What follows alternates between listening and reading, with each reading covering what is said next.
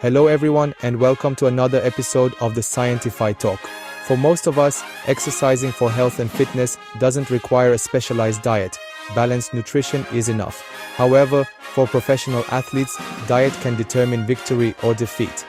Athletes meticulously plan their meals before, during, and after competitions to optimize performance. But how does that work? Pre-match nutrition is where everything begins. What an athlete eats in the hours before a competition can profoundly impact their performance. For example, a day before a competition, athletes often choose carbohydrate-rich foods such as spaghetti, muffins, bagels, pancakes, and fresh fruits. High-fiber meals can also help prepare the body by clearing the digestive system, but consuming fiber-rich foods the night or morning before an event may cause bloating and discomfort.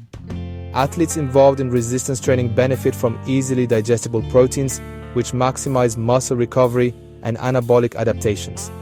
Let's explore the key phases of sports nutrition, from pre-match preparation to in-game strategies and advanced techniques like carbohydrate loading, and see how each step builds toward better performance. A good pre-match meal includes adequate carbohydrate and provides optimal hydration. Briefly, the meal is recommended to be high carbs, low fat, and proteins. Timing of pre-match meals is crucial because digestion slows under stress. Anticipation and competition anxiety trigger the release of adrenaline and cortisol, which divert blood flow away from the digestive system to the muscles and cardiovascular system. This can reduce digestion efficiency by up to 40%, potentially causing gastrointestinal discomfort if meals are too large, high in fat, or consumed too close to the event. To avoid these issues and maximize energy availability, athletes should eat their pre-match meal 3 to 4 hours before competition. Research shows that this timing helps maximize glycogen stores in muscles and the liver. Carbohydrates are digested and absorbed quickly, with glucose appearing in the bloodstream within 15 to 30 minutes, depending on the meal's glycemic index. In contrast, fats and proteins can take several hours to digest, making them less suitable for pre-competition meals. Now, how many calories should be taken? The composition of a pre-match meal should typically include 1 to 4 grams of carbohydrates per kilogram of body weight, depending on the sport's duration and intensity. For example, a 70-kilo athlete might consume 280 grams of carbohydrates, equating to around 11-20 kilocalories from carbohydrates alone. This ensures sufficient energy availability without overloading the digestive system. Athletes participating in early morning events face additional challenges. For these individuals, consuming a smaller meal 1 to 2 hours before competition, such as a banana and a sports drink, 30 grams of carbohydrates can provide 200 to 300 kilocalories of quickly digestible energy. This approach minimizes gastrointestinal discomfort while maintaining blood glucose levels. Studies also emphasize the importance of personal experimentation. Approximately 20 to 30% of endurance athletes report experiencing gastrointestinal issues during competition, which can be diminished by testing food choices and meal timings during training. By doing so, athletes can identify the optimal balance of timing, quantity, and composition for their individual needs. While the focus is often on pre-match meals, in-game nutrition plays a key role in sustaining performance during longer competitions. As glycogen stores deplete during prolonged physical activity, blood glucose levels may drop, leading to fatigue, reduced concentration, and impaired performance. To counter this, athletes need to replenish energy during the event itself. For events lasting longer than 60 to 90 minutes, consuming easily digestible carbohydrates during the competition is critical. Sports drinks, energy gels, and chews are popular choices because they are designed to provide glucose in a rapidly absorbable form. Research suggests that consuming 30 to 60 grams of carbohydrates per hour can maintain blood glucose levels and delay the onset of fatigue. For ultra-endurance events, carbohydrate intake may go up to 90 grams per hour, often combining glucose and fructose for optimal absorption. Hydration is equally important. Athletes lose water and electrolytes through sweat, and failing to replace these can lead to dehydration, muscle cramps, and decreased performance. A balance of water and electrolytes, such as sodium and potassium, is essential to maintain muscle function and prevent heat-related illnesses. Small, frequent sips of sports drinks or bites of energy products are better tolerated than large amounts consumed all at once. Athletes should practice their in-game nutrition strategy during training to ensure it does not cause gastrointestinal discomfort on match day.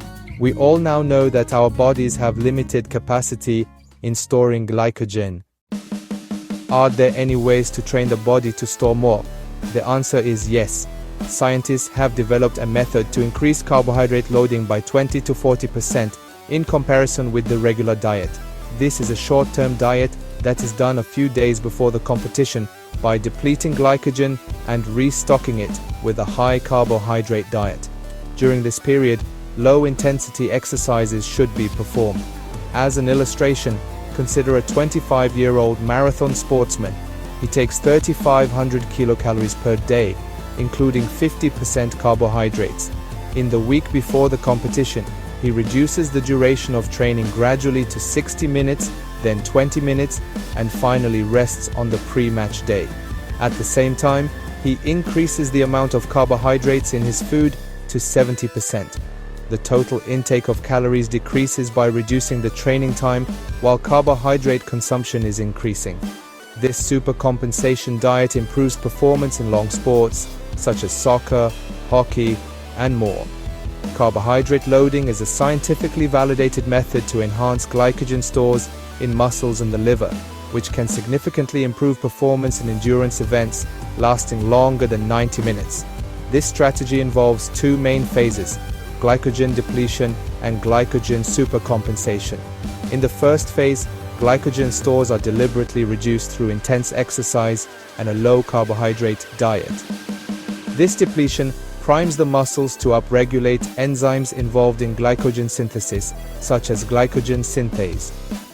Once this phase is complete, athletes transition to a high carbohydrate diet, combined with reduced training intensity or rest. Then, during this supercompensation phase, glycogen storage increases compared to normal levels.